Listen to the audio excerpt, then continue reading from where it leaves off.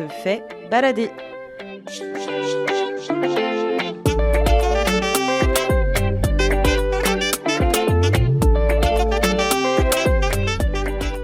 Bienvenue à l'office intercommunal La Baule, Presqu'île de Guérande. Attends, c'est un podcast, détends-toi. C'est pas juste un podcast, c'est un podcast réalisé par l'office de tourisme.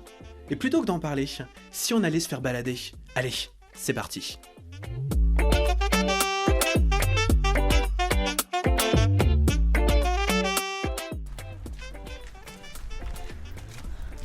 Je suis Ingrid, je travaille à l'office de tourisme à La Baule, Presqu'île de Guérande. Et aujourd'hui, je vous emmène sur cette pointe, la pointe du Castelli à Piriac-sur-Mer. Piriac-sur-Mer, pour ceux qui ne connaissent pas, c'est vraiment une magnifique petite station balnéaire, une petite cité de caractère d'ailleurs, qui se trouve sur la Presqu'île de Guérande, à côté de La Baule, entre La Baule et Pénétin, on va dire. Et donc qui nous propose une magnifique côte sauvage. Et ici, donc, on est vraiment sur cette pointe que j'apprécie particulièrement pour la beauté du paysage. On voit en face de moi là, tous ces rochers, ces oiseaux.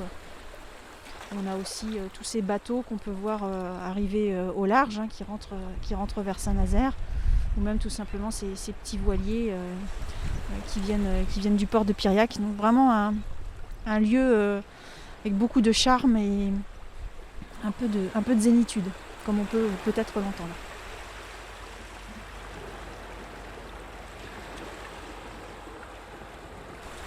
La pointe du Castelli se situe à, je vais dire, 1 km, 1,5 km du centre de Piriac-sur-Mer.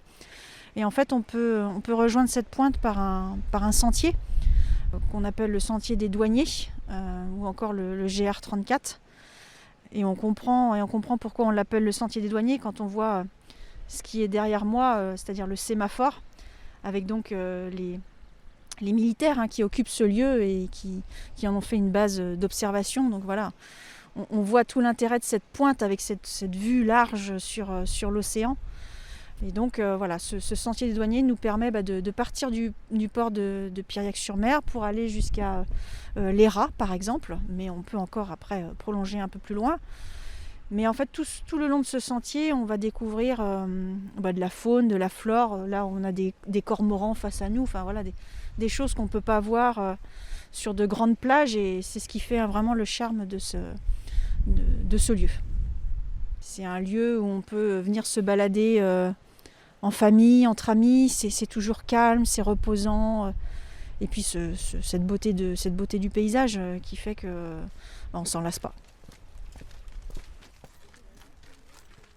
Moi j'utilise personnellement beaucoup le topo guide qu'on a à l'office de tourisme, qui nous permet de découvrir à la fois à pied mais aussi à vélo toutes les pistes ici sur le territoire.